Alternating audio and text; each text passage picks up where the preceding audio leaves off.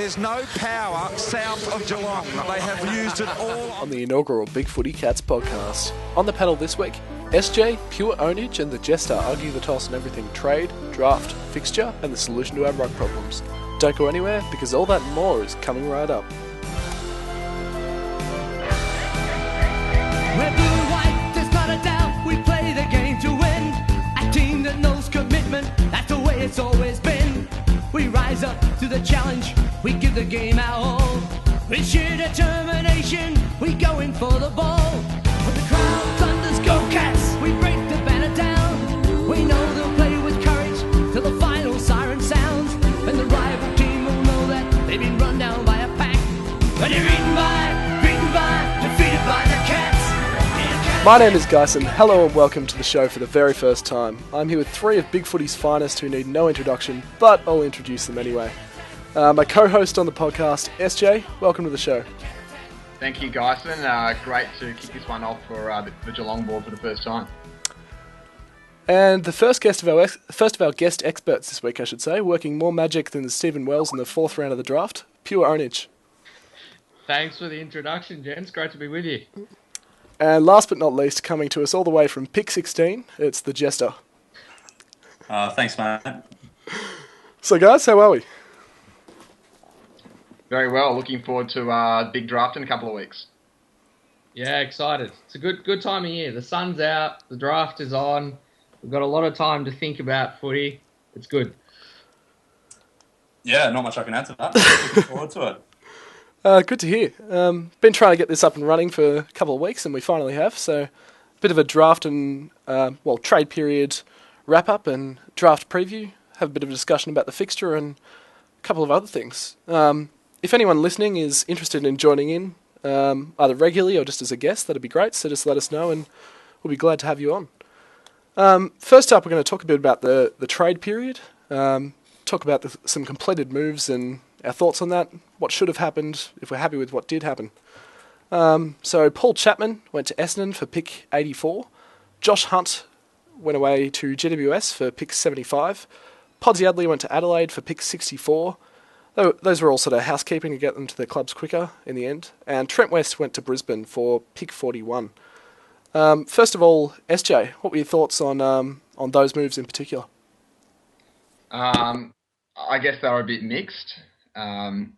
Really, as you said, Podsy Adley, Chapman and Hunt were all basically delisted. Their contract was not renewed. I could see why that happened for Hunt, although I think he had a pretty good year apart from the preliminary final where he had a shocker.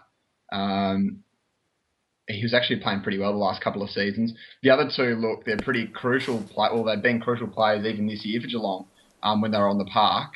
But I think clearly Chris Scott is now looking ahead, and moves have to be made. Now it's a pretty big call because they're two key goal kickers for the Cats, and when you've got your Hawkins, your full forward, bit proppy going forward, Menzel still, who knows where he's at. Johnson probably in the midfield again and starting to come towards the end of his career. We definitely need players to replace Podsy Adley and Chapman pretty quickly now to kick enough goals, I think. P.O., what do you think? Yeah, I'd concur with that. I think, obviously they were decisions that, for us as supporters, it was a bit hard to see some go. I found it hard to see a couple go, one in particular. I won't say who. But, no, I think the club is clearly looking forward, and I think Chris Scott always said when he was first appointed that that's the way he was looking, and he was looking to build a list, and he was looking to be sustainable. And I think clearly the club were of the view. I thought with Hunt, I foresaw that one 12 months ago, and I think what Guthrie's done this year shows why. But I think with the other two, as SJ touched on, I think it's a bit more controversial because they were still playing at a good enough level that they could have contributed next year. But I think clearly the club has taken the view that 12 months not getting development into players like Caddy and Murdoch in terms of Chapman's spot and guys like Kirsten and Vardy. Clearly that's the way Chris Scott wants to go. There might be an a negative impact of that next year, but clearly they're willing to wear that. And we'll see whether that bears fruit in a couple of years, I think. TJ, would you agree with that? Yeah, I would. It's interesting. I guess we still don't really fully know what exactly happened with Chapman, because it sounds like he was offered a contract, but maybe not in circumstances of his liking. But yeah, the other interesting thing is it's often been remarked that since Scott became coach, they've done a really good job of staying competitive with debuting younger players and getting games into younger players. And I think that dropped off a bit in the back end of last year. So maybe they want to, they need to create the spots to keep doing that, essentially.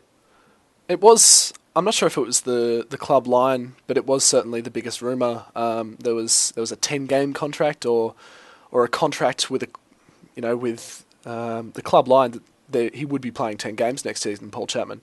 And it sounds like, obviously he wouldn't be too happy with that. He signed a 2-year deal at Essendon. I imagine he's quite confident that he can be over his injury issues and he can play a full season, or two, as Essendon seem confident he is.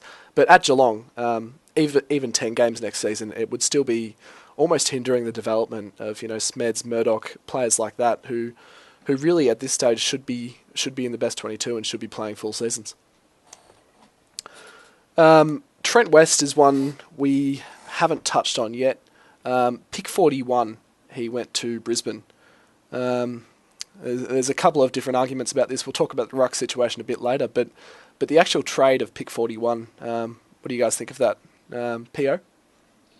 I think we've got to separate it out a bit. There was obviously the issue of the match committee not playing him in the second half of the year, which is something we might touch on later, and I certainly was one who was critical of that. But I think you leave that aside when you look at the trade, because obviously the trade period is 3 or 4 weeks after the end of the season. I think a lot of us felt like it was a pretty risky move to trade the only ruckman who is reasonably durable, and I think a few of us felt that if we were going to do that, we needed a bit more return to justify that. But I think, and I still lean that way a little bit, but I was having a think about it yesterday, and I was thinking, well, obviously, clearly Chris Scott has other plans with the ruck going forward, and I think they were aware that, so they've got a ruckman who's middle-aged, they're not going to use him a lot. He's a free agent next year. And what does that mean? I mean, you look at, for example, Hawthorn, and something that hasn't been publicised because they've been too busy pinching other people's players, but they've actually lost a lot of free agents for very little.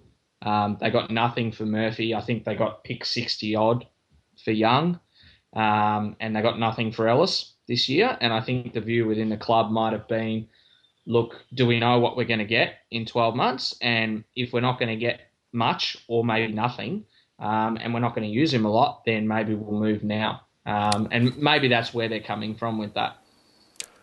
The Lions did have pick 22, 25, 28, 33 and 34 by the end of the trade period. SJ, what do you think? Do you think pick 41 was the correct price, and do you agree with what's happened there? Well, I definitely don't agree with losing Trent West, and I guess that's a different story. However, I think the price is probably fair enough. I don't have the greatest sort of draft history knowledge in my head, but I mean, I think, and from memory, I think we got Vardy at 42. We did, and Christensen at 40. So, there's definite quality around that mark, including a similar sort of ruckman. So pick-wise, I think it's about spot on. Once you're getting into the 30s and 20s, you're starting to get towards a pretty good player. And let's face it, West has been a great servant for us, but he doesn't really have many tricks. And so, I think value-wise, it's right. The decision, not that confident with. And Jester? Yeah, it probably goes back to what we were just talking about with shifting focus a bit to development, in that, I really liked West as a player, and I think he could easily have played games for us next season, but clearly I'd rather have the spot on the list, even if it is on a kid picked in the third round. Sorry, I've lost you. You guys still there? Yep. Yes, yeah. Oh, there we go.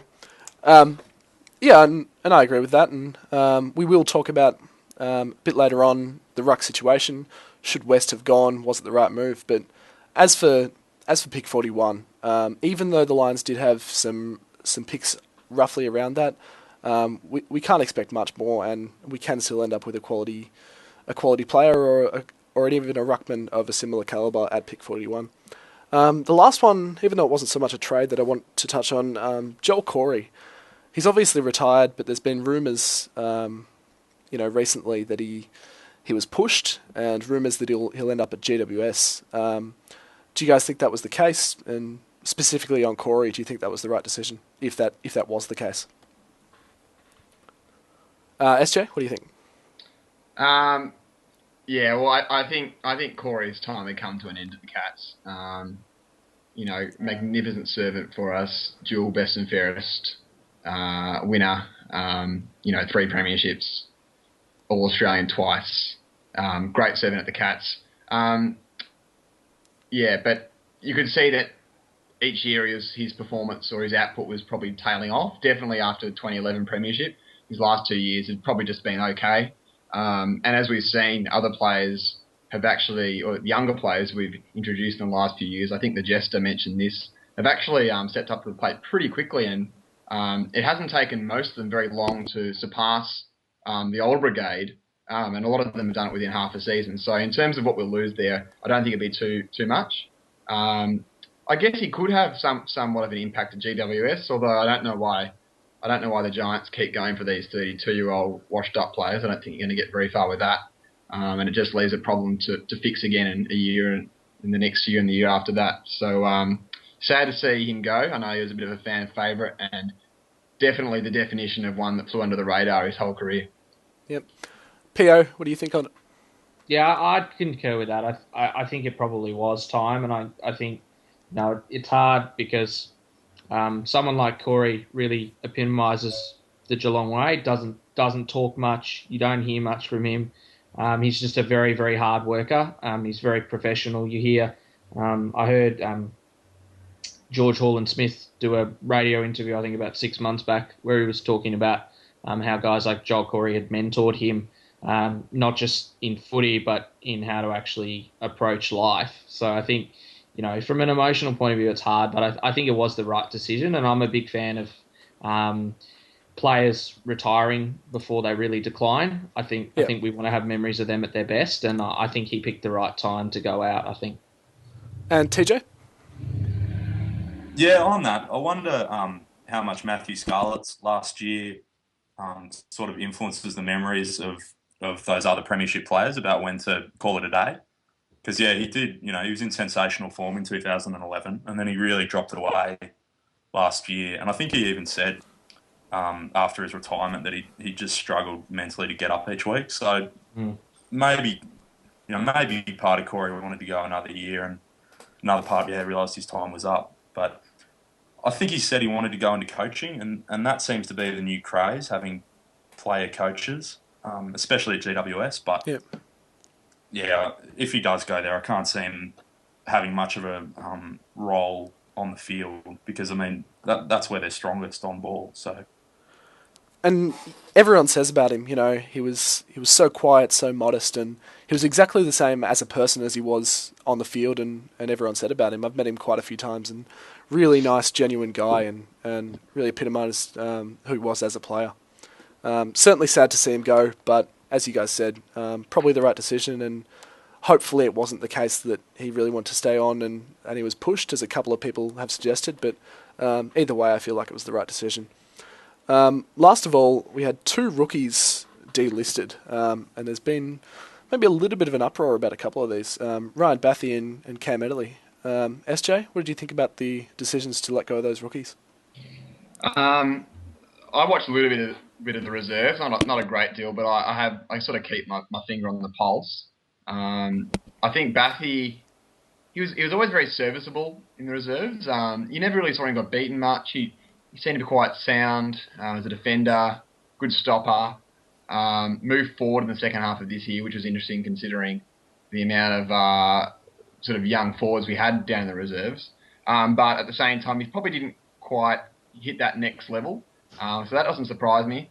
Eardley's one who I probably saw less of, although when I did see him, particularly at NAB Cup level, he sort of just slotted straight in that back pocket type role. Again, probably an area where we don't have a whole heap of depth, and where we just lost Josh Hunt as well. Seemed pretty hard, pretty courageous sort of player. I don't know, but I assume it's probably was it a lack of skill, perhaps foot skill that was his downfall. But a little bit of a shock. But at the end of the day, rookies are cut far more often than not. And I remember I did a bit of a list, I think during the 2013 season, and it's like 5 out of 6 rookies never really get back onto the senior list. So it's the norm. It's not the outlier. That's for sure. Yep. PO, what do you think?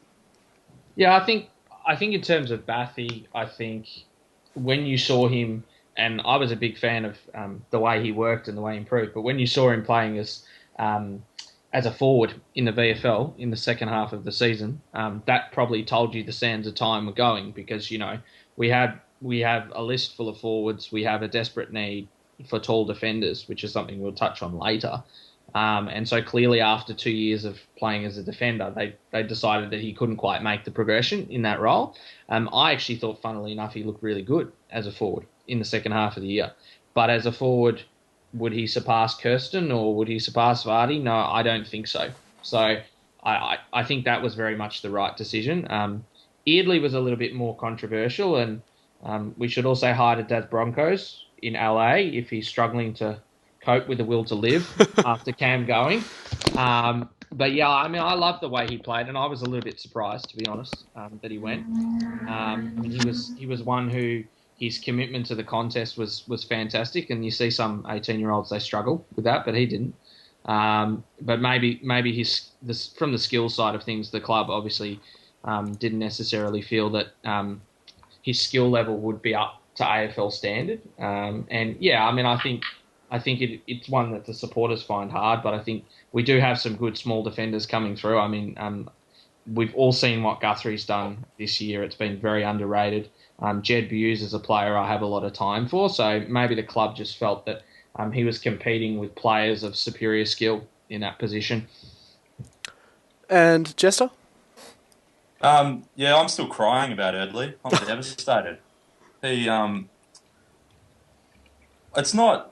Like, I can understand the arguments about him. He's a bit rough around the edges, and he was that sort of stereotypical hard nut who, maybe didn't have great skill. But he finished top 10 in the VFL BNF last season in a premiership year, and I don't want to bag them, but I didn't see him as being any less skillful than someone like Burberry, say, or Stringer. So I was surprised, but on the other hand, I didn't get to see a lot of him in the VFL this year, so maybe he just wasn't making that progression.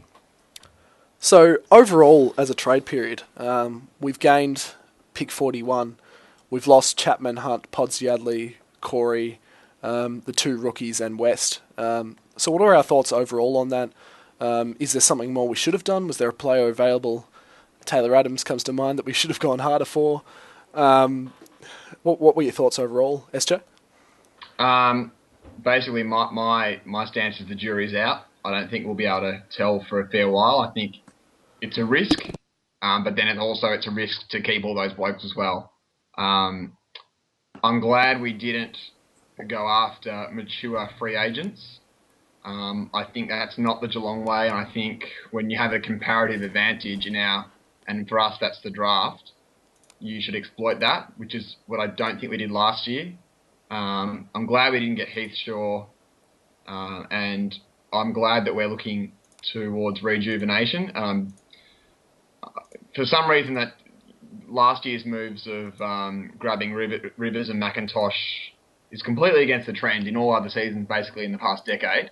But I'm happy with the way we've moved forward, but I don't think you'll be able to judge that really until maybe 2 or 3 years down the track.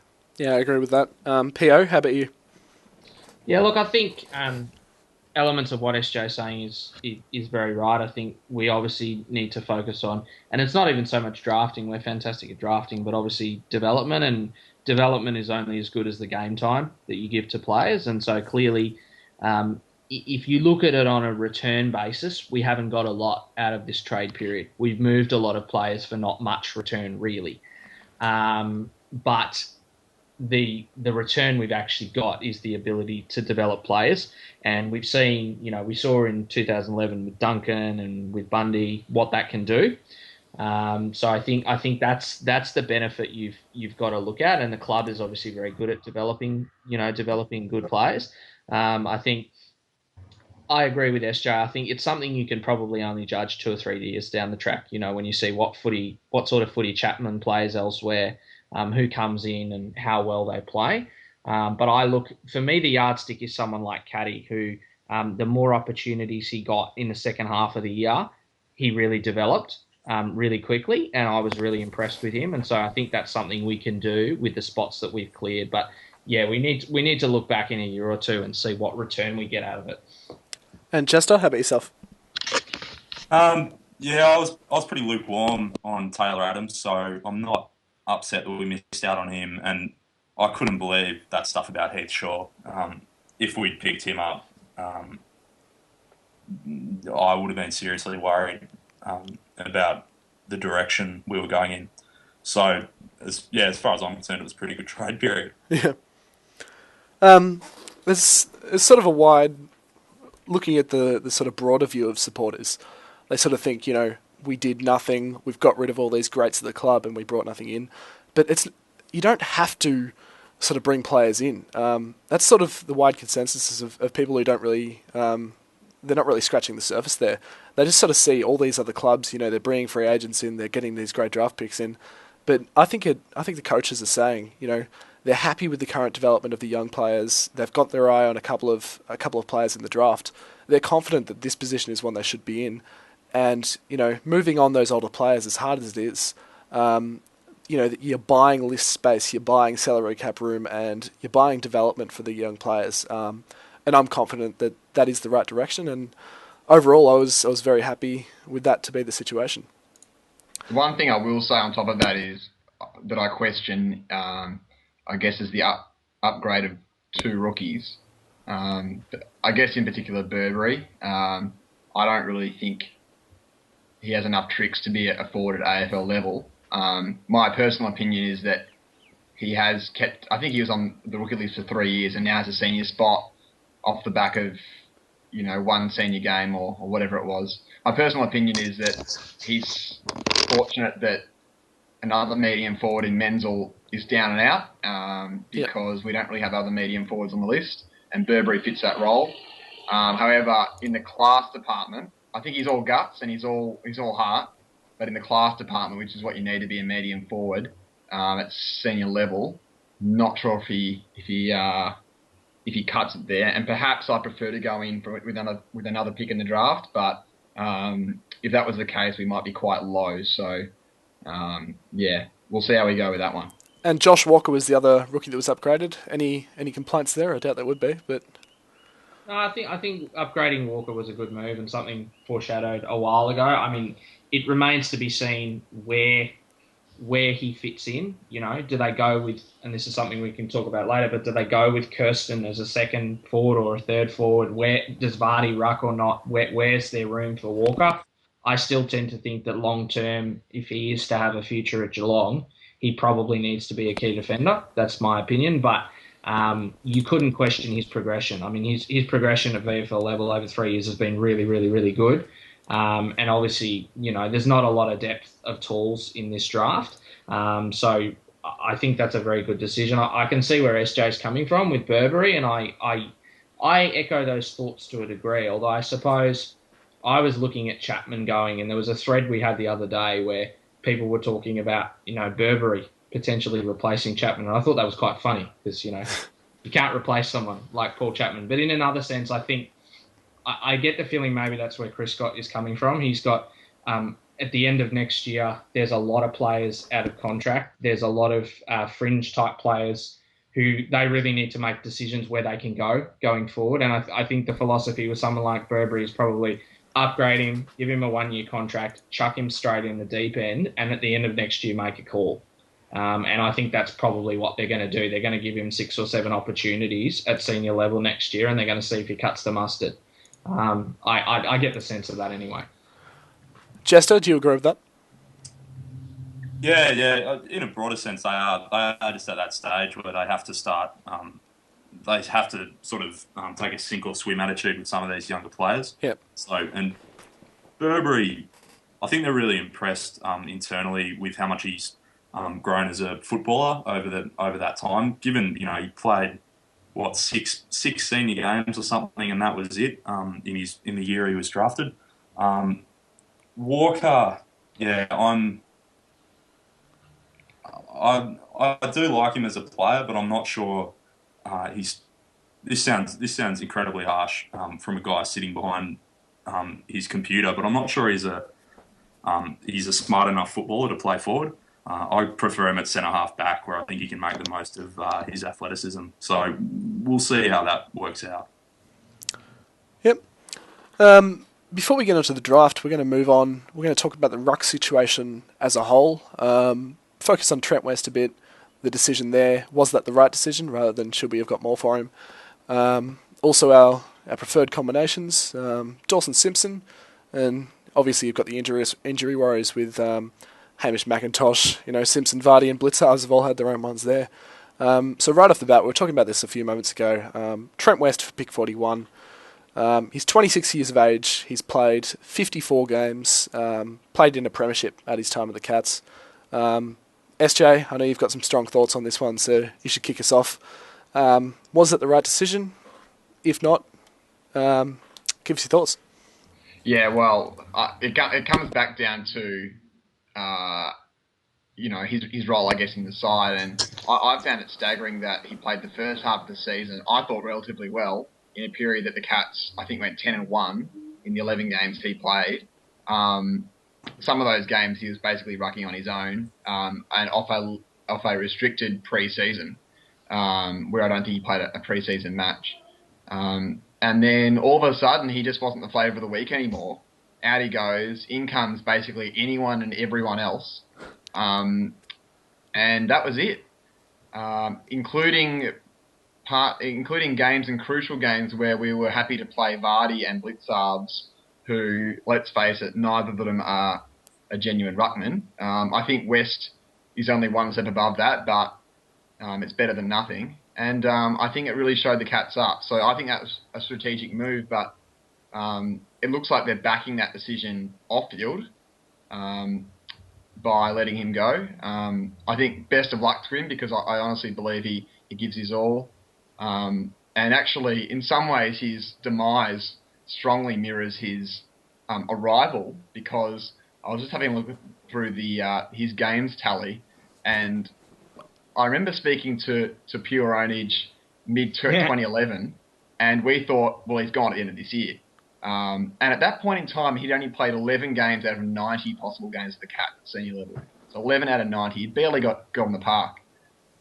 In the next 44, he played 41 of those games.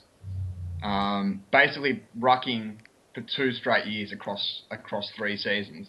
And then at the end, again, 2 games out of 14. So almost all of his games came in this strange little period running across 3 seasons. And we never really saw him before that period or after that period. But I do think he's got something to offer as a second ruckman to the Lions.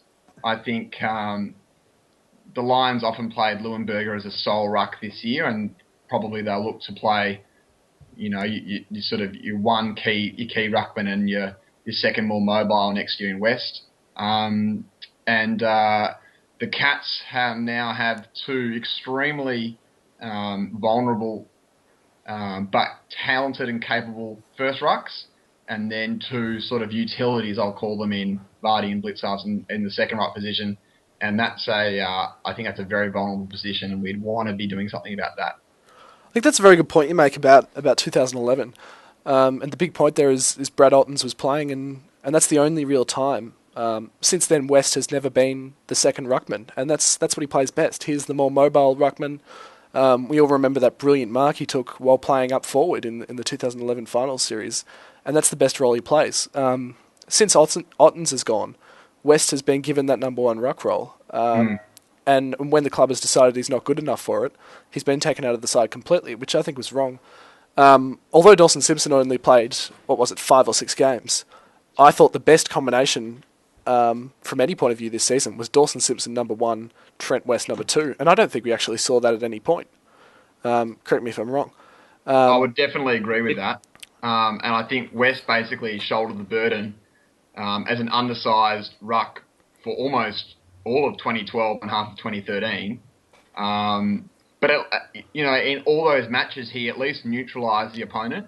And I think we really felt the pain of not neutralising the opponent in some key matches in September without him. It's more about than just winning a certain amount of hit-outs and whatnot. It's actually about how many you can restrict as well, which doesn't get counted anywhere. But I think that's what he can do, and I think you're spot on. When he has been the second ruckman and has been able to push forward, kick goals like he did in the 2011 final series, he's a very valuable player. And the other thing is he can also go back and fill a hole in defence too, which I think we saw in the preliminary final that Vardy and Blitzars definitely couldn't do, and someone like a David Hale really had a big impact in that game. P.O., would be your thoughts on this before we move on? Yeah, I would echo that. SJ's last point was going to be my first point, was that I couldn't help but watching the prelim final, really think that, not selecting West, and you don't want to scapegoat any one thing, because in the context, there's a lot of things that go into getting into a grand final, but not playing him had a big impact. I mean, I remember one contest where, the ball was, I think it was coming in long, it was about 10 metres out from Hawthorn's goal, and Vardy was about 10 metres wide of Hale, and then when he realised where Hale was, he tried to actually jump over the top of his head and take a hanger, and ended up completely missing the 3 guys who were in the front of the pack, and Hale took the mark and kicked the goal. And West was a battler in many ways, but you didn't get that sort of stuff from him. You got a guy who rucked really hard, followed up really well, would monitor his man into defence, would push forward and mark the ball. I think that he was asked to play a role that he was ill-suited to for the last couple of years, and I think he was probably unfairly judged on that. I think he would have, if we'd had someone like Dawson Simpson actually fit for more time, I think you would have seen more of your 2011 Trent West. So I thought it was quite strange that, before that Brisbane game, West went out with injury. Well, we were told it was injury. Then Simpson came in, and like you said, West never came back. And I thought that was strange, because I thought they actually would have worked pretty well together. But obviously the clubs decided to go another way. And we are a bit thin next year, so it'll be interesting to see, what we get. I mean, I realised the other day, I said, what Hamish has played, I think SJ can correct me, but I think he's played either 7 or 8 games in 3 years. And Dawson's played, I think, now 6 or 7 games. I think they played 17. We're going to be in past 3 years between them. It's going to be a big ride. Either they're really going to stand up, and we're really going to, and I think for Westy, the move is good. I'm not necessarily convinced that it's good for Geelong, but it's certainly good for Westy. And he's a premiership player, so, he deserves to have opportunities in the future, and good luck to him. And, we'll see what happens for us as a club. Jester, what do you think?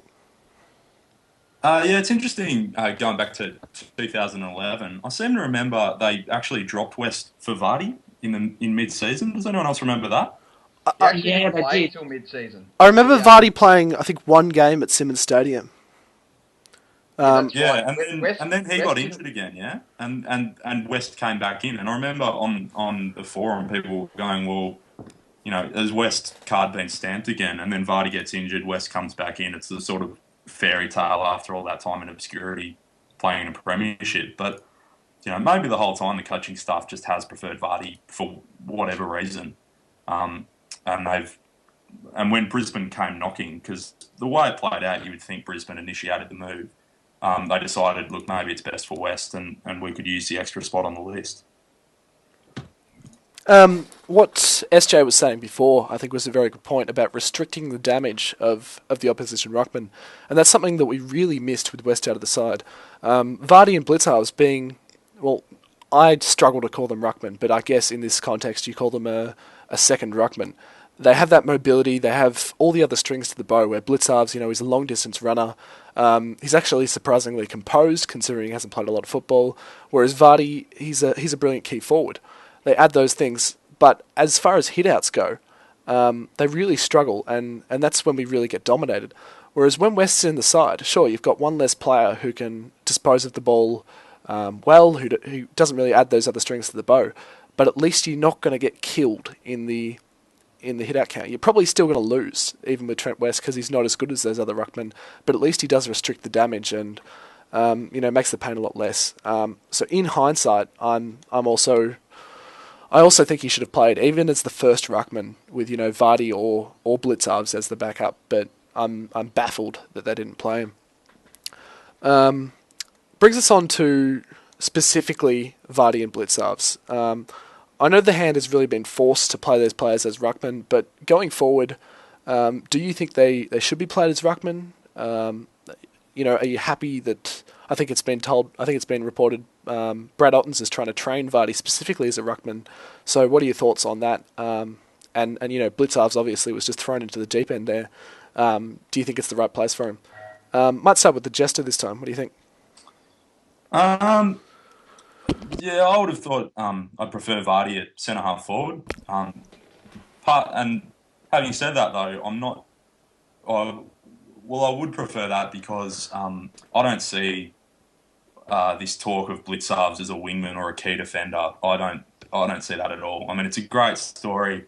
He did look calm under pressure when he got the ball, but he would look calm while he handballed to someone 2 metres away. It wasn't like he was sending sort of 40-metre lace-out passes further down the field. So I think if he's going to play a role on the side, it has to be his second ruck. With the absence of Pods, I actually think Kirsten can play as a third tall potentially. So I'd rather see Vardy at centre half forward and Blitzarves at second, assuming, of course, McIntosh and Simpson are fit. PO, what do you think? Yeah, I think it's funny, before the season, most of us would never have thought Blitzarves would do what he did, and I think, ironically enough, even until he got injured, I think it was line ball whether they were actually going to use Walker in the ruck again. Thank goodness they didn't. Or use Blitzarves, and I think full tick to the coaching staff because he's had an unbelievable first year for a player who's got the background that he has. But it is a puzzle going forward because we don't really know what his best position is, and I don't think even the coaching staff probably know at this point. So there's going to be some experimentation with him, and that's going to affect the setup because I think there's a limit to how many tools you can carry in the side, even if one of them has really good endurance like Blitz does. So I'm not sure at this stage. I felt that what he added in terms of pressure acts was fantastic. I'm not sure whether he can necessarily learn the ruck craft or not. That's something Brad Ottens will have a big say in. And whether he can handle the physical impact of the ruck week in, week out without losing the other strengths that he has, that would be my question because his game is really based on athleticism at this point.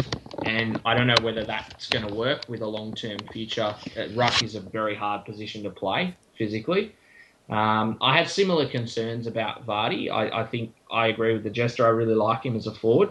I think the way he presents at the footy, the way he attacks it at its highest point, and he's also pretty agile when the ball hits the ground. I think as a ruckman, as I touched on before, he struggles a bit more with the endurance side, and he struggles. Vardy's very much a see ball, get ball player. He's a real, that's why we love him. But, ruck is a very strategic position. You play so many stoppages and it's all about setups. And I think sometimes he struggles to really follow an opponent. And I think for me, that's the drawback with him playing ruck.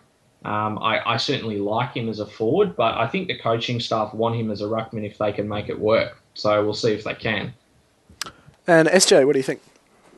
Yeah, I guess I'll echo the points made already. To paint a picture, I think if everyone was fit come round one next year, call me simple, but I like simple sort of structures. I think the best teams play well when they have structures that we know that work, and that's two key forwards and then a main tap ruckman, and then it's sort of a mobile second ruck. So if everyone is fit next year, I'd play either Simpson or McIntosh first ruck, not both. I'd play Blitzar second ruck. I think he showed this year that he can actually be a point of difference in that position. With someone shielding him as a first ruck, he's not undersized. And I think even in some of the games this year, he ended up rucking out the last quarter when the other ruckman was subbed out. So late in the game, he might be tall enough to play ruck on his own, if that's the case. And I think Hawthorn do that when they sub off Bailey. And then I'd have Vardy and Hawkins centre half forward to full forward. Obviously that's on the proviso that all these players are fit, which is pretty. who knows if that's going to happen? But that's the structure I'd go at. Don't think Vardy's a ruckman, and also it fills the Podsiadly hole, which I guess is another issue with Ellis at the moment.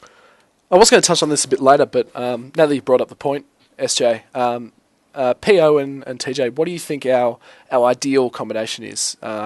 Assuming all are fit, it's sort of like a Daniel Menzel situation. You don't want to put them in the best 22 because you're worried they'll get injured again.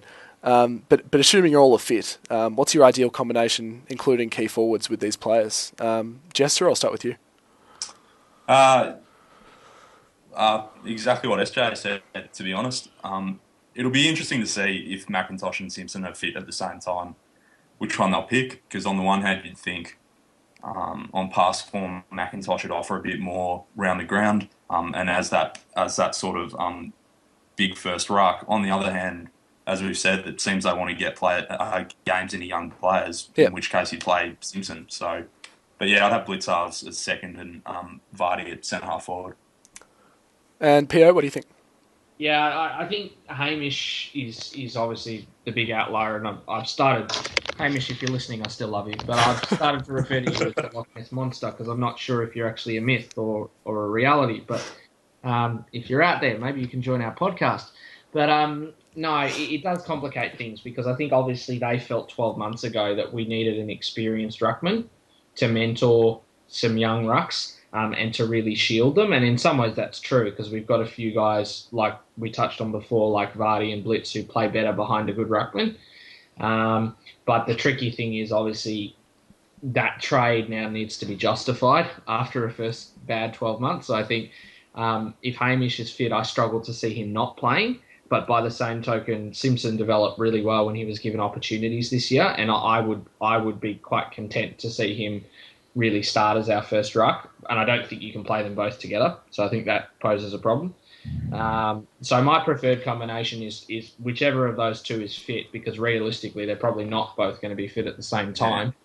And then I think if Blitzar's, like I said, and it's a good point that SJ made, that I have my concerns about Blitzar's as a ruckman, but he'll really thrive with a good ruckman in front of him. So maybe he works as the second ruck, and then Vardy as a key forward. I think Vardy's always shown the most when he's played as a key forward. So one of those two, and then Blitzarves as his second ruck and Vardy as his second forward. That's what I'd go with. I find it interesting that you all think Blitzarves should be in the side as the second ruckman, because I've sort of gauged a general opinion that he's probably not ready at all to be in the side, and he was really a contingency plan. Well, he was a contingency plan. That's the only reason he played it all this season. But I think he has actually shown enough to show, he can be that very extremely mobile second ruck, and yet still offer enough at the centre bounce to justify that position. Dawson Simpson, he averaged 34 hitouts in 5 games, not including the game where he got injured. 34 hitouts was his average in 2013. What were your thoughts on his development this year, his fast-track development, and maybe touch on again, McIntosh versus Simpson. It reminds me of Josh Hunt versus Guthrie, where the constant club line was if the younger player is a 50-50 call with the established player, they'll always go the younger player, and I don't see why that shouldn't also apply to the ruck, where I feel that Dawson Simpson has shown enough in 2013 that he can be of the same calibre of McIntosh. And personally, I would take him over McIntosh every day of the week, assuming they're both fit. But I'll let you guys discuss it. PO, what do you think?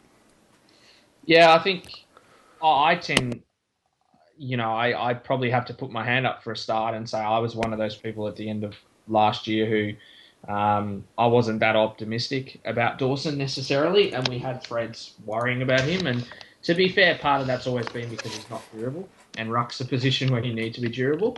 But I was wrong about him this year. He's really progressed, and I think probably what I didn't factor in enough last year was I thought some of his ruck work at VFL level was really good, but he didn't necessarily seem to be offering a lot around the ground. He wasn't marking the ball that well.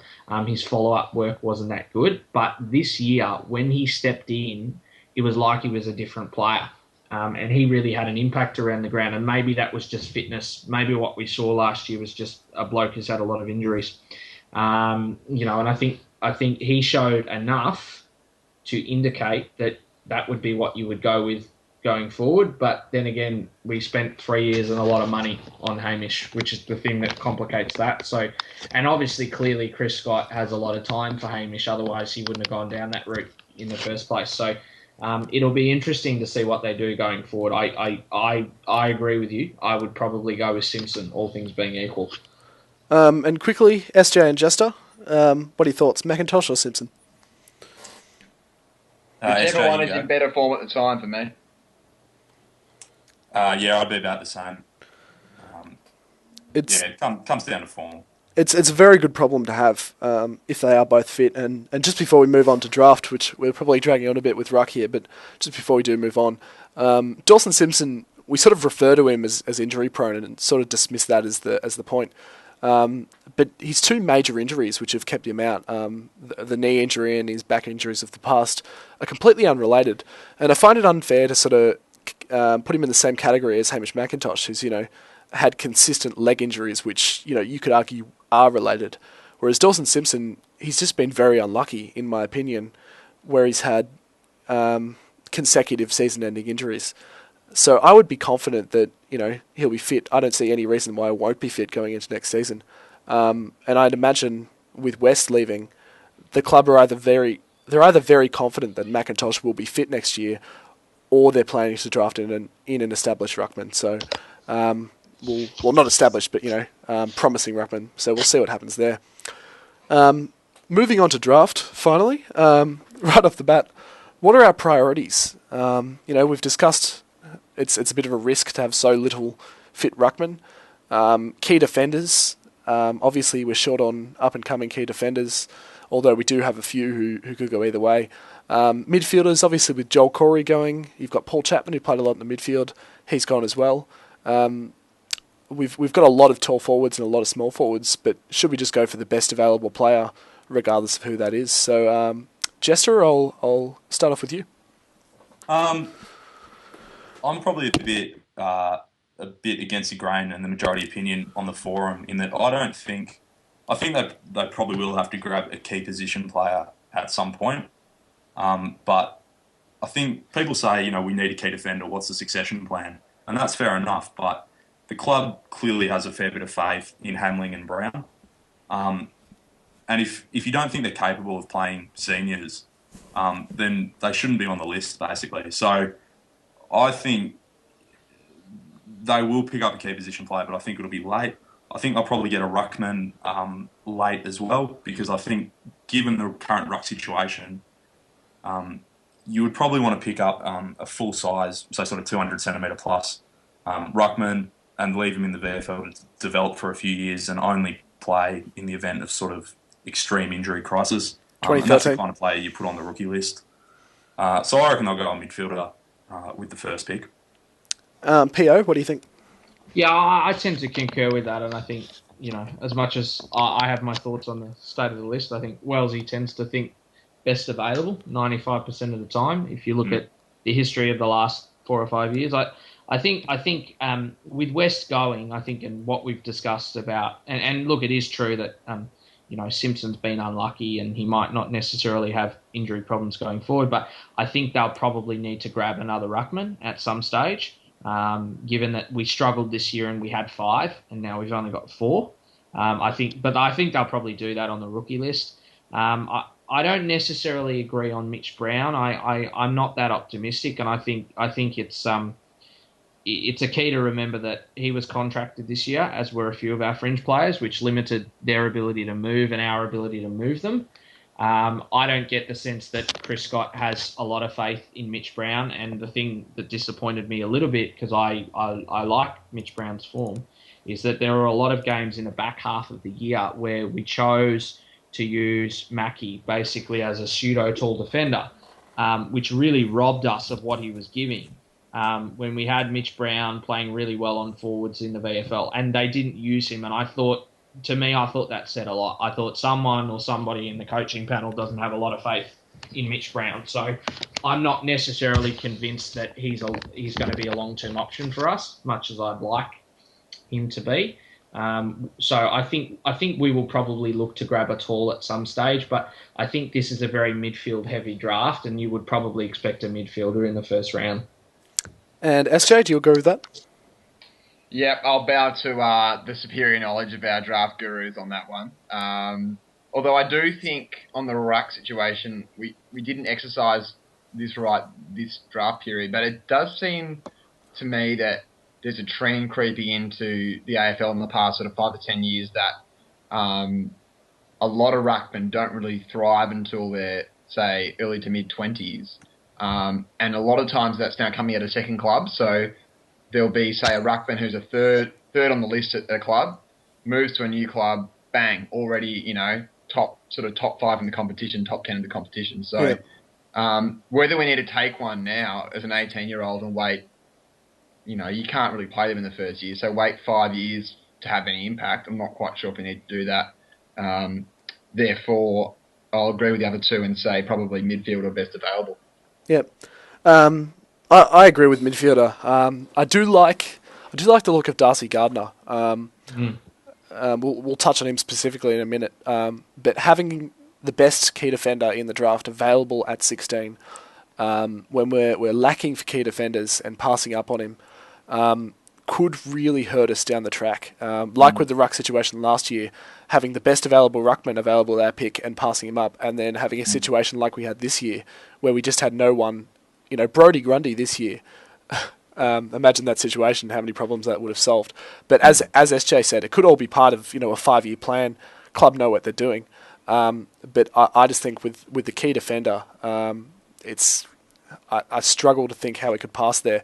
Having said that, I do feel we should take a midfielder because that's almost of equal need in the midfield with Joel Corey going. So specifically, which players at pick 16 mainly you'd concentrate on, but also at the later picks, does everyone think we should take? I'll start off with SJ. Who do you like? I think you should move straight on to the guests. No thoughts at all. Definitely not my strong suit, specifics. I tend to wait until the draft's been won and run, and then I start to look at the players we picked up. Fair enough. P.O., what's your thoughts?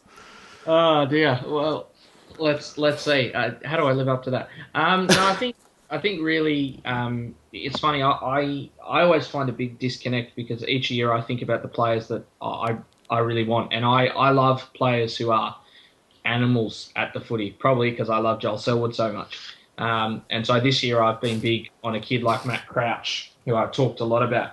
But I think I had a bit of a look last night when I was preparing this, and I looked at kind of what Wellesley tends to pick. And if you go from 2008 onwards and you look at the midfielders, because when you draft talls, it's a bit different because you're really just projecting. Like 18-year-old talls, you don't know what they're going to be in 5 years. Whereas with a midfielder, you actually pick based more on what you see now. I think there's 3 things Wells looks for. Clearly, he looks for players who've got versatility with their positions.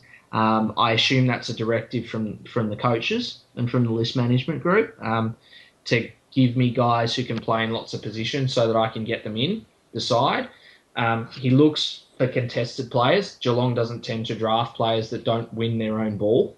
But I think the key thing, if you look at every player, I looked last night, every player since 2008, and it's funny, the one outlier is Taylor Hunt.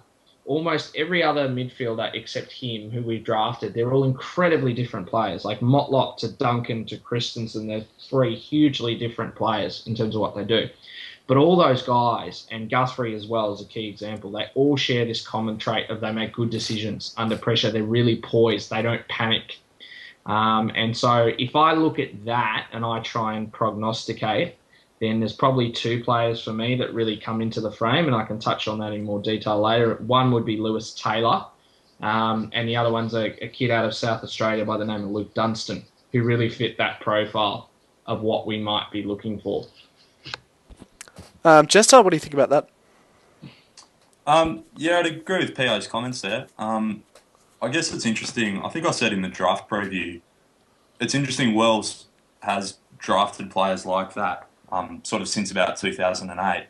But then if you look a bit earlier, say the 99 draft to 2001, and he picked up guys like Joel Corey and Jimmy Bartell, and it's not that they didn't share those qualities, but I guess the contested ball was a bit more of an emphasis in their game.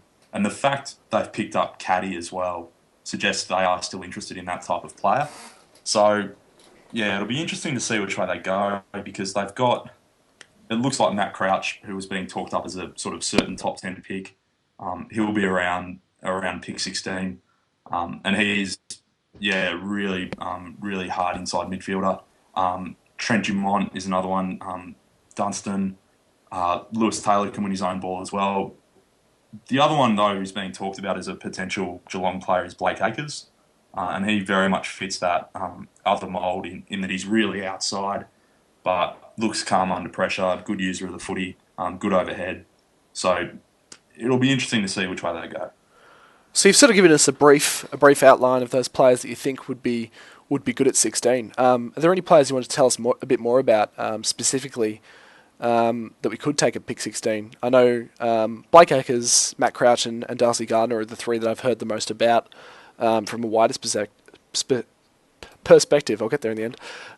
So specifically about those players, and the other players you like at pick 16, what are their strengths? What can they add to the side? Jester? Oh, okay. Crouch is really interesting. He broke his hand about, I think, 8 weeks before the champ started. I think he captained the Rebels in the TAC Cup, and he already had this reputation, of course, because he's the brother of Brad, who plays for Adelaide. And so he only played the last couple of games in the Carnival, and he was wearing a guard on his hand, and they gave him some sort of run with jobs a little bit, and he was probably a bit down on output. But even then, he has a real mongrel streak. Like he got nailed in a quite hard tackle in one game I was watching, and very next contest he made sure he got that other bloke back, and he gave away a free kick, but that's probably all it was. He's not really flashy with his disposal, but I think it's tidy. He makes good decisions, and I think he's one of those players as a captain and a member of the AIS squads and so on. He's been groomed for this level of footy for a few years now, so I think he's a really good player, and I'd be really happy if we took him there. The other one I'll talk about is Dumont. Watching him in the champs, I thought he was probably similar to Crouch in that he just looked like a pretty standard inside midfielder. So it's interesting, and in the South Australian side, which won the Carnival, he was probably a few rungs down behind guys like Scharenberg and Aish in terms of attention. But it's really interesting. He's gone and played for Norwood, I think, in the Sandful in the seniors, and was nearly best on ground in the grand final. And played off half back a bit, which again shows his versatility. He's a bit bigger than Crouch at 187, and he had a quite high disposal efficiency, which again sort of reflects that calm player that Wells likes. So I think he's a real chance at 16 as well. Good points there. And sorry, anything else anyone want to add on those players, and anyone else have some specific players they want to touch on? Yeah, I think I certainly agree with the Jester's thoughts there. I think Dumont is one who I've heard talked about a bit, and he seems like a good option. He'll be around the mark. I've certainly I'm quite keen on Gardner, but I'm operating on the theory that Gardner will go to Sydney. Unfortunately, that just seems too logical a fit for me for them not to pick him. So I don't think we'll get a look at that. Probably the players I wanted to touch on briefly on Crouch, I think, and TheJester summarised him really well. I think what you like about Crouch is he leaves nothing in the tank, and you can clearly see that he's got so much mental drive in him as a player, and I think that's really important for young players. So I think he's a very good chance to have a long career because he's just so determined to win the football, and he hates being beaten, which is a trait you really like in 18-year-olds. You do. Yeah. Probably the couple I touch on, there's a kid out of South Australia by the name of Luke Dunstan, who a lot of people would be aware of. Played very well during the championships. Didn't stand out as much as you would expect, but when you factor in the fact that guys like Aish really get the lion's share of the midfield for South Australia, you understand that pecking order. He's one who's mid-180s, makes really good decisions. His disposal's probably a bit cleaner than Crouch's is, and he does have a good habit of really going forward and kicking goals. He probably fits the mould, I think. And the other one, which is a bit more of an outlier, is will they take Lewis Taylor? And I suppose for me, I'm a bit biased because I don't want to sound like Mickey Turner, but I love Falcons players. And I think Lewis Taylor really, he's got the right balance. He wins football inside. He's very quick. He uses it very well on the outside. For a player who's that small, he actually deals with the physical hits of the footy really well. And he makes really good decisions, and he's got very good leadership qualities. I suppose the only thing against that would be that they want another small midfielder because we've already got one in there with Bundy, but he's one I'm quite optimistic about, and he will be around the mark of 16 as well. And what about the later picks? We've got pick 36 and pick 41, if I'm not mistaken. There's plenty of players that have been discussed in the forums. You know, Sully from the VFL. You've got some controversial ones like Dale Garland, who could be available that late. A big no from me. And of course Bundy's brother could be available that late as well. But you know, coming back to more our needs, which is defenders and midfielders, or even a ruck possibly. Who do you guys see we could take there? I'll go back to you, Jester. In terms of defenders, a few people have been talking about McStay on the forum, so I actually won't touch on him. I really liked Alex Spencer from Sandy, who played for Metro and the Carnival.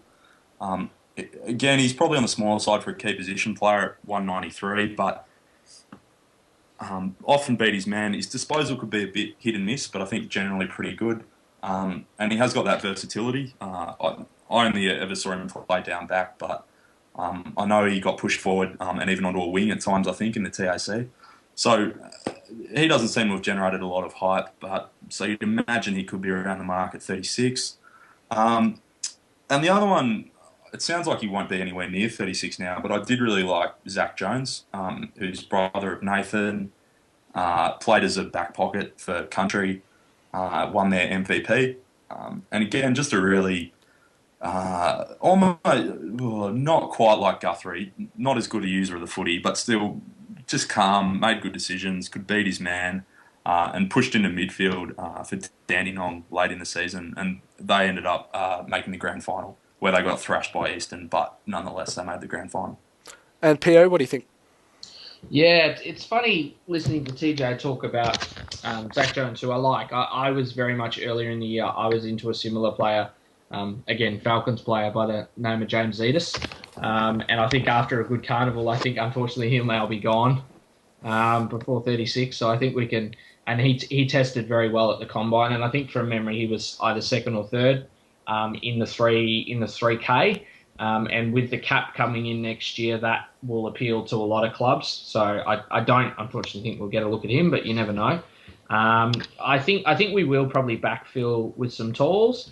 I think I really like, and a few people have touched on him, but in terms of rucks, there's a kid I like, Toby Nankervis who's a Tasmanian. He's a really good, strong, aggressive ruckman. He's full-sized for a first ruck, but what I like about him is his follow-up work is really good. He kind of, for people who want to get a picture, he kind of plays a bit like Mummy did. He kind of crashes in, and his follow-up work's really good, but his skills are actually pretty good. If they're looking for a ready-made option, though, they might go left field, and they might pick someone out of one of the state leagues if they're concerned about McIntosh again, and it wouldn't surprise me if they do that. In terms of tools, there's a kid by the name of Tom Cutler, who I actually quite like as a key defender. Probably the only thing with him is he's a little bit undersized, but he's very competitive. His skills are quite good. He makes really good decisions. That's one I'd look at. And probably the other one I think is Sully. I think there'll be a little bit of cat and mouse with him, a bit like there was with Scott Thompson. There'll be a little bit of where will he go and which clubs want him. He's clearly on the radar this year. He's really improved. He was in the VFL state squad. He went to the combine this year. And I think if they kind of don't necessarily see Mitch Brown being here after next year, and they won't tell us that, but if they think that, they'll probably look to grab a more mature player, someone who can physically step up to the level within a year or two, and that would bring him in the frame. And very good overall discussion there, guys. It's kind of hard, as SJ said, for people who aren't, almost experts in the draft to sort of have any more than a basic opinion on it. But I think you guys have summarised that really well. Just one question for pure ownage. Yep. Are you confident that Sully will definitely go in the draft? I think I think he definitely will. And part of that is there's a lack of full-size key defenders in this draft. Other than Gardner, there's a lot of good competitive types, but they're a bit undersized, and particularly now clubs have a trend towards more, since the interchange cap came in, they play bigger, taller forwards because a lot of them pinch hit in the ruck. And so clubs are always looking for full-size defenders, and there's almost none of them in this draft. And that's part of why he's got his combine invite. That's not to say he doesn't deserve it on form, but clubs are looking for some other options this year. I think he'll go in either the second or the third round, probably more likely the third round, but this is the sort of draft where clubs will pull some interesting picks from interesting places, so he might go earlier than that. I think he definitely will go at some stage in the main draft, and it remains to be seen where that is. Very interesting. It's always a little bit of a tough one for me looking back at Scott Thompson, and I remember how well he played in 2007 in the Premiership Reserves team. Now he's best and fairest at North Melbourne, and you just think, he does slot in perfectly with the list where our list is at the moment. Obviously, they beat us to the punch on that one, but we'll see how we go this time. And I'm not necessarily convinced that Sully will be as good a player. I think Scott Thompson was actually better at the same stage, but what Sully's shown this year is a capacity to really improve. And like I said, he's got the size. He's 195 or 196, but he uses his size really well in contests, and he makes good decisions when he's got the ball. His kicking looks a little bit awkward, but it works well. And I think a lot of clubs will look at his improvement this year and go, okay, yeah, we can develop a player like that, and we need a tall defender, because like I said, if you're looking for a big defender this year, a genuinely big size defender, there's not much to look from. Does anyone else have any further points on the draft that we've missed, or anything else you wanted to reiterate? Only just a warning to listeners, there are actually 2 Aaron Christensens in the draft. There is brother of, and then there's a completely different player who plays for Calder, and he's a sort of 190 centimetre wingman. So no way. Yeah, there is actually. If you have a look on the AFL website, TJ's very right. If you look at the redhead kid and the other one, you should be able to work out which one's his brother. I had no idea. I mean, I've actually been chatting to Aaron Christensen on Twitter, and he seems like a nice guy, like his brother. But it's very funny that there's actually another one in the draft. Actually 2 of them. There might have been some mixed celebrations if we pick up the other one. Yeah, very strange.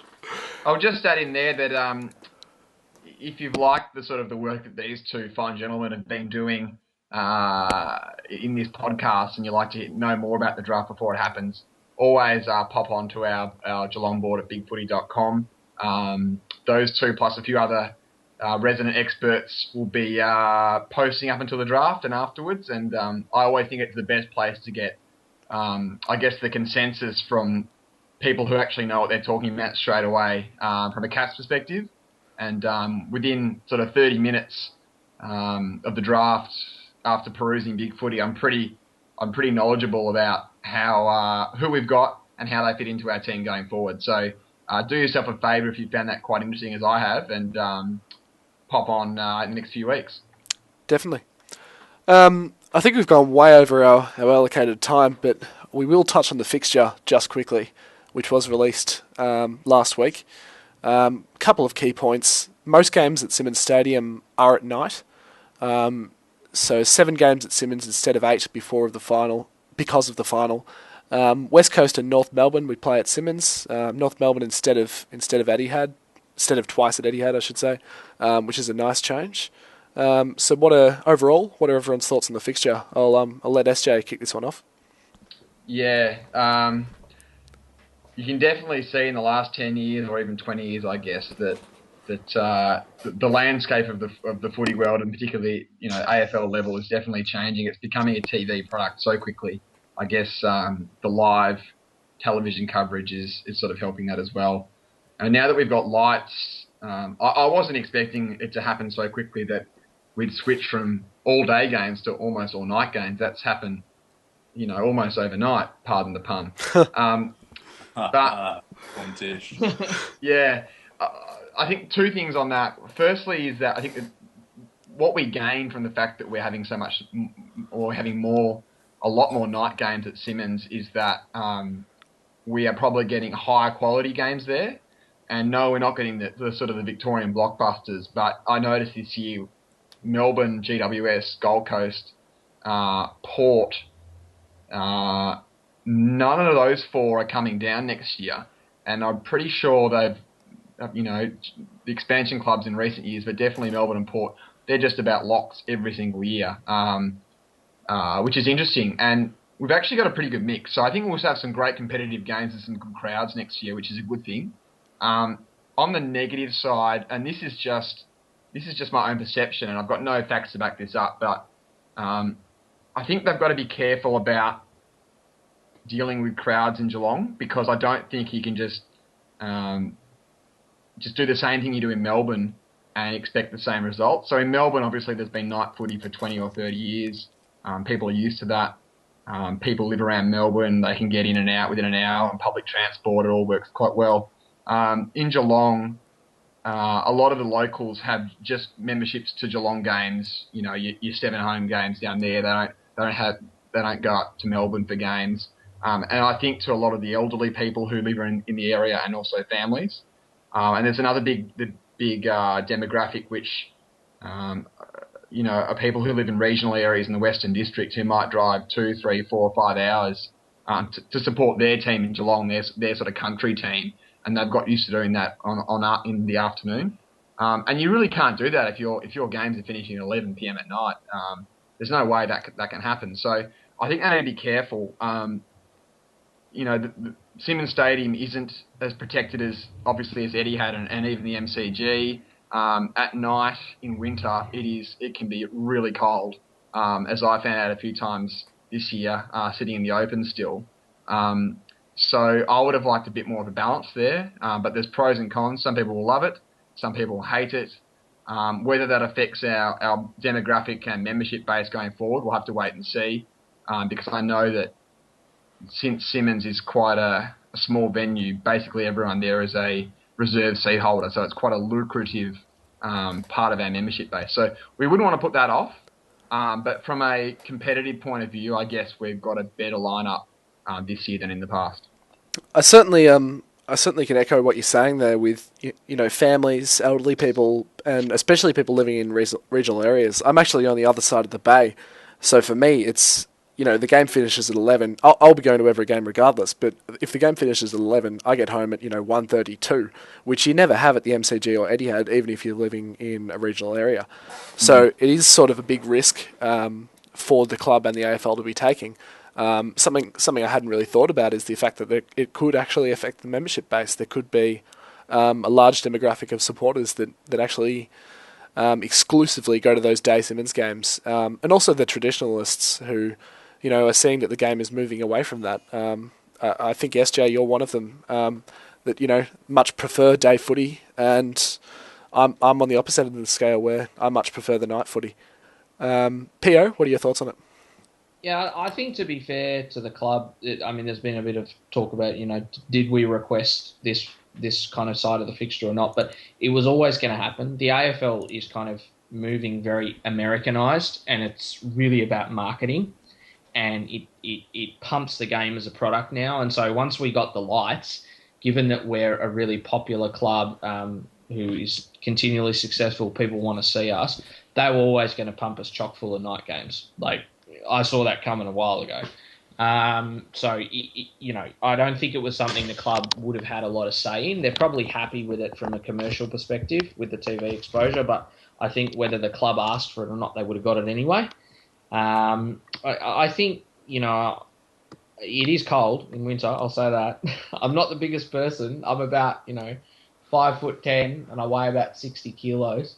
It's not fun in winter, but no, I think the biggest issue will probably be coordinating transport. I'm a Melbourne member so I live about half an hour from the city. I live near Doncaster, and the way that the system is designed to commute out and back is quite tricky. And even when they do extra services, which they'll have to do for night, because of the way the Geelong track is designed, they've actually got to queue the trains and get them out of South Geelong one at a time. And it means that if you're travelling back, from a game that finishes at 10:30 or 11 o'clock, it's potentially going to be quite slow, and it's not something that V-Line is used to dealing with. So I think that's the major drawback, is that particularly I will probably go, because a lot of the time I go on my own and I'm a reserve seat holder anyway, but I can't see families making that trip very often, and that might have an impact on membership, but it remains to be seen. In terms of the atmosphere, I like the night games, but there'll be some teething issues. I completely agree with you there. I'm in the cheer squad, and I found myself, because of that issue you raised there with the train situation, basically the first chorus of the song, I'm out of the ground, basically jogging to that train, because you do not want to miss that first train, because it's already going to be a big journey home.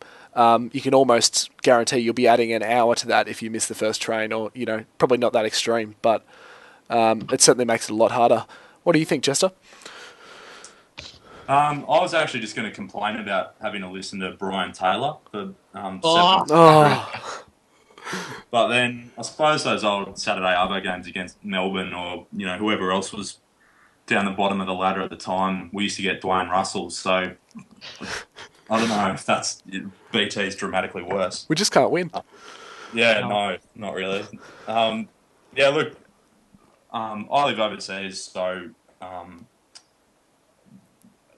it doesn't affect me in terms of commutes or anything. And just in general, if you're good enough, you're good enough. And so I don't personally pay a lot of attention to 6-day breaks and who we have to play interstate and whatnot, because as we saw, those dominant Geelong teams of a few years ago were dominant, and they won interstate, they won at home. So if we're good enough. Well said. Anything else anyone wanted to cover on the fixture there? Yeah, just I guess another scheduling point. The round 1 game against Adelaide has been scheduled for a Thursday night at Simmons at 7:10. Now, I'm not sure about you, but for anyone finishing work at 5 p.m. on that night, to be in your seat by 7:10 is going to be a bit of a push. I know that they always schedule the Friday night games to 7:50. Why that game is at 7:10, I've got no idea. But let's just say I predict mayhem if that is going to if that time is going to stand. That's actually a scary thought. That's a very good point you're raising. I know my work's certainly not happy with me because I just flat out I get every single day off that we play to make sure I don't have any issues like that. But you're going to have crazy amounts of traffic. You're going to have in a very small time frame. You're going to have tens of thousands of people through the gates, rather than the MCG already had, where they trickle through over 2 hours. Very good point. Anyone else have anything we've missed? Nope. No, I think we've covered it. Oh, good. Well, we've gone way over the allocated time, but I guess that just comes with the amount of stuff we had to cover there. Thanks very much for everyone to coming on, especially to our guests, Pure Ownage and TheJester. No worries, thank you. Yeah, thanks for having us. And to SJ, my co-host here. I think we've all really enjoyed it. It's been a really good discussion. Yeah, thanks, Gysenn, and thank you to Pure Ownage and TheJester as well. I think it's been a good success, something to build on going forward, and looking forward to our draft recap in a couple of weeks when that's been run and won. Hope you guys will be keen to join us on that, and maybe as guests or even as regulars in the future. That'd be really good. Yeah, and if you want to join our podcast, let us know. Yeah, we're definitely open for resumes at the moment. Not a massive amount of interest initially, but hopefully after the first one we'll be getting some interested applicants. Guys, thanks again. Hope everyone enjoyed it, and we'll talk to you in a couple of weeks' time after the draft, which is on November 20, I believe. Indeed it is. Sounds good. Talk to you then. Okay. Yeah. Go Cats. All right, see you guys. See you soon.